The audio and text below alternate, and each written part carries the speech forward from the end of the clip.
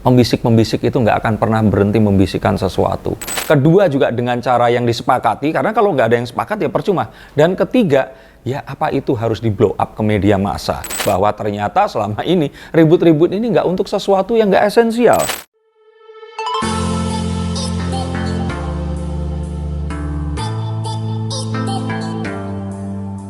Halo Sensikers, kembali berjumpa bersama saya Denny Darko. Tidak ada yang namanya misteri, yang ada adalah tanda-tanda yang kita semua coba untuk mengerti. Kim Hauth, sahabat Vanessa Angel almarhumah, ini angkat bicara dan menggegerkan media massa dengan storytellingnya tentang pocong dan lontong. Saya nggak mengikuti awalnya, terus kemudian saya di feed up sama tim saya, ditunjukkan ini semua. Ternyata ini masih berhubungan dengan kemelut yang saat ini ada. Jadi seperti pengakuannya bahwa ini semua dilakukan agar orang ini nggak fokus kepada, dia menganggap kalau Vanessa Angel dan Bibi ini sahabatnya sudah meninggal dan saatnya mereka tenang, tapi kenapa harus diganggu oleh isu-isu seperti makam yang harus dipindahkan, status Gala sendiri itu anak siapa, dan sampai-sampai diperlukannya adanya tes DNA. Hal ini membuat ini semakin seperti yang kemarin saya sudah ramalkan, dan sebenarnya nggak perlu kartu dan seorang peramal untuk meramalkan ini, bahwa ini semua terus kemudian menjadi liar dan bergulir kemana-mana. Nah, kita akan lihat, karena ada pertanyaan kemudian ini saat Kim Hauth ini melakukan IG live, Mami nanti nggak takut kalau nanti diciduk karena pelanggaran ITE, atau terus kemudian nanti kalau dipolisikan karena pencemaran nama baik akan seperti apa. Nah, kita langsung akan lihat menggunakan kartu saya, dan kita akan lihat apa yang akan terjadi selanjutnya. Yang pertama, kalau saya bilang di sini Kim Hauth ini kembali. Dari tadinya dia ini diam saja, dia masuk ke medan peperangan, dan dia di sini merasa membawa amunisi. Nah, saya nggak mau menyebutkan juga nih peperangan yang apa nih, takutnya saya dipolisikan juga. Tapi di sini ya sebenarnya semua orang juga tahu ini tentang apa. Dan kalau boleh saya bilang, Kim Hauth di sini itu sebenarnya adalah asap. Dia bukan apinya. Dia ini adalah akibat dari sebuah sebab yang ada. Dan kalau seandainya memang sebabnya ini nggak pernah ada, ya Kim Hauth ini kalau menurut saya nggak akan muncul, dan dia akan tetap dengan dia merasa menyimpan rahasia, ini rahasia itu akan tetap disimpan. Sehingga kalau ini semua terjadi, saya bilang ini termasuk bola liar yang terus kemudian menggelinding kemana-mana dan susah dikendalikan, dan akhirnya ada beberapa orang yang merasa bahwa sebagai seorang sahabat, dia harus membela sahabat yang sudah tidak ada ini dengan melakukan apa yang perlu dilakukan. Nah, ini adalah satu hal yang kita nggak bisa langsung menyalahkan saat seseorang ini terus kemudian muncul. Kita harus cari tahu dulu kenapa muncul, dan ternyata memang ini bukan gara-gara dia mau muncul, tapi karena pancingan dari pihak yang lainnya. Lalu apa sih sebenarnya yang jadi permasalahan? Permasalahannya adalah semua orang tuh sebenarnya punya aib, punya satu masa lalu yang nggak pernah kita banggakan. Saya punya, kalian semua pun juga punya. Orang tua kita pun pasti juga punya. Dan aib, selayak-layaknya aib, ya seharusnya memang dikubur atau ditutup rapat-rapat. Kalaupun itu diangkat, sebuah pembelajaran agar kita tidak melakukan hal yang sama di kemudian hari, atau sebagai contoh agar orang tidak melakukannya. Nah, kali ini aib ini sepertinya diangkat karena ada satu pihak yang dianggap ingin membuka sebuah aib. Dan ini adalah satu hal yang kalau menurut saya, nah ini yang tidak baik itu. Kalau boleh saya bilang di sini, apa yang dilakukan ini sebenarnya masih ada cara yang lain. Tapi kan kalau orang sudah terus kemudian emosional, ini semua terjadi, dan akhirnya sekarang isu ini berubah, memang akhirnya yang diinginkan adalah isunya ini tidak di situ, tapi ke arah yang lainnya. Nah, perkara undang-undang ITE dan dipolisikan karena delik pencemaran nama baik akan terus seperti apa? Kalau seperti yang tadi disampaikan bahwa ini mengingat hubungan baik antara Kim Hauth dan almarhumah, sehingga dia perlu merasa melakukan hal itu. Dan saya melihat bahwa Kim Hauth ini juga seseorang yang lumayan lama di entertainment dan cukup tahu untuk bagaimana dia bisa spilling sesuatu tapi tetap tidak melanggar undang-undang, dan dia tidak menyebarkan apa-apa. Dia di sini hanya mengatakan sesuatu menggunakan kiasan atau perumpamaan, juga tidak menyebutkan dengan inisial, sehingga dia katakan bahwa itu kembali ke interpretasi orang yang kemudian berbicara. Tapi kita sih langsung akan tahu. Cuman kembali lagi, kalau secara hukum memang itu tidak bisa dihukum karena tidak ada nama baik yang dicemarkan secara langsung. Tapi kalaupun itu anggapan atau ini, kembali lagi itu berarti netizen yang menganggap seperti itu tadi. Nah, tentang ITE dia juga tidak menyebarkan apa-apa, tapi dia mengatakan bahwa ternyata jika nanti dia dipolisikan, Dan jika nanti dia diundang, di BAP kan atau di BAI kan, dia siap untuk membawa bukti-bukti mengapa dia berani dan bisa mengungkapkan hal itu tadi. Nah, ini sebenarnya yang saya nggak pengen kejadian. Ya sudahlah, kalau memang apapun ini yang diklaim itu ada, kenapa sih emang sekarang ini kita perlu untuk ya itu tadi loh, saling membuka aib agar ini terjadi. Tapi kalau sudah kejadiannya begini, saya juga nggak berhak, kalian juga nggak berhak. Dan yang terjadi nanti sesuatu yang kita nggak akan pernah tahu ini akan seperti apa. Lalu kalau menurut saya di sini, yuk kita stop dulu, nggak usah menggunakan emosi, kita duduk. Apa sih sebenarnya yang mau disampaikan?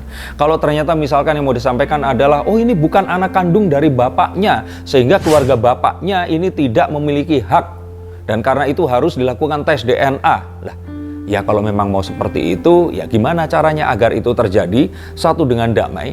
Kedua, juga dengan cara yang disepakati, karena kalau nggak ada yang sepakat ya percuma. Dan ketiga, ya apa itu harus di blow up ke media massa? Nah, kalau saya boleh bilang, yuk kita pikirin apa yang akan terjadi dengan anak ini tadi. Jika anak ini nanti saat dia dewasa mengetahui hal ini tadi, apakah ini sesuatu yang dia inginkan? Kita inginkan untuk dia rasakan. Banyak hal yang harus kita pikirkan dan gak segampang itu. Kita melihat sesuatu itu harus seperti apa dan itu harus dilakukan. Dan ingat, jika itu memang benar. Kalau ternyata enggak, itu akan lebih parah lagi. Bahwa ternyata selama ini ribut-ribut ini gak untuk sesuatu yang gak esensial.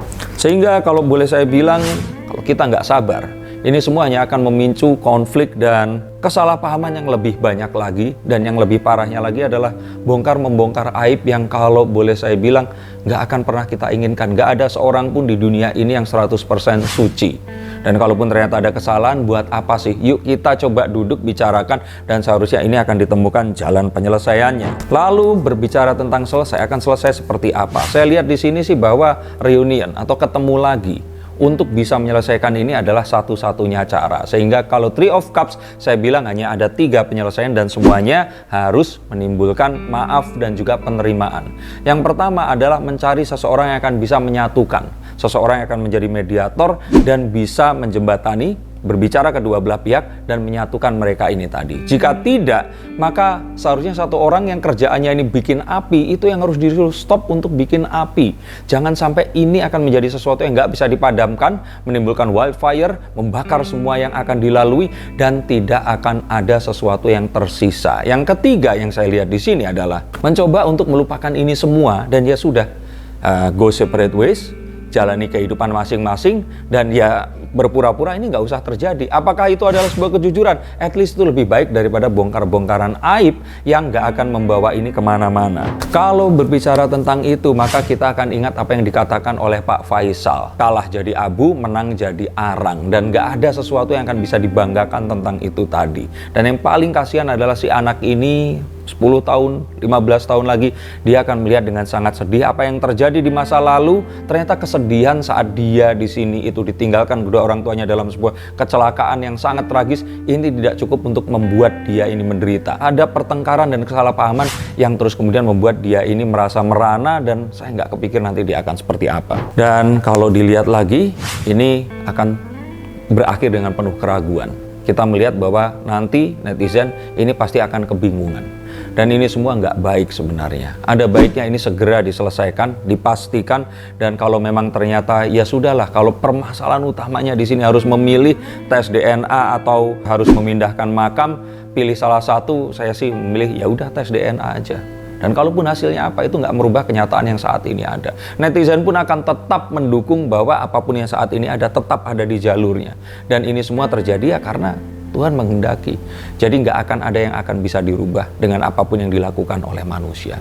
Dan kenapa sih kalau menurut saya nggak mengikuti saja apa yang dilakukan oleh Pak Faisal ini, pergi ke Bali, terus liburan bareng sama keluarga dan yang lain-lain, nggak usah ribut-ribut seperti ini. Dan kalau boleh saya katakan lagi adalah ya tadi itu sih, nggak ada yang lain, bahwa aib itu ada di antara kita semua.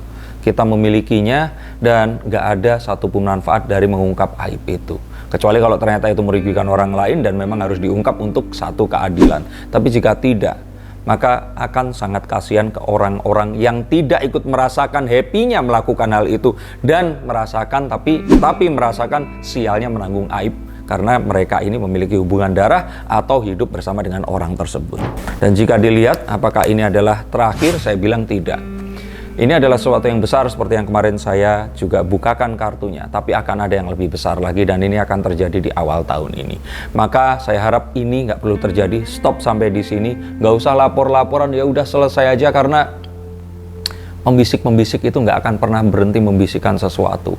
Kembalilah ke intinya ini tadi, keluarga ini siapa, ngobrol lah, selesaikan, dan kalaupun ada uang dan sesuatu yang bisa dihasilkan dari sini, saya pikir ini bukan satu uang yang akan bisa dinikmati dan kita akan bisa membuat ini jadi sebuah kebahagiaan daripadanya. Jadi kalau boleh saya katakan, yuk kita akhiri ini semua. Apakah dengan ini berakhir saya akan happy? Ya, saya membahas ini dapat AdSense, saya happy. Tapi akan lebih happy lagi kalau saya nggak perlu bahas ini dan membahas yang lain, karena saya perlu sekali untuk mengingatkan kepada kalian semua para penonton. Ingatlah bahwa apa yang dilihat itu bukan sesuatu yang sebenar-benarnya, dan kalian perlu untuk mengambil dari banyak sisi untuk mengetahui yang terbaik dan apa yang harus kalian ambil untuk kehidupan kalian ke depannya. Untuk kalian semua yang ingin dibacakan kartunya, silakan hubungi nomor di bawah ini. Terima kasih sudah menyaksikan tayangan saya dan sampai jumpa di video berikutnya. Terima kasih dan salam.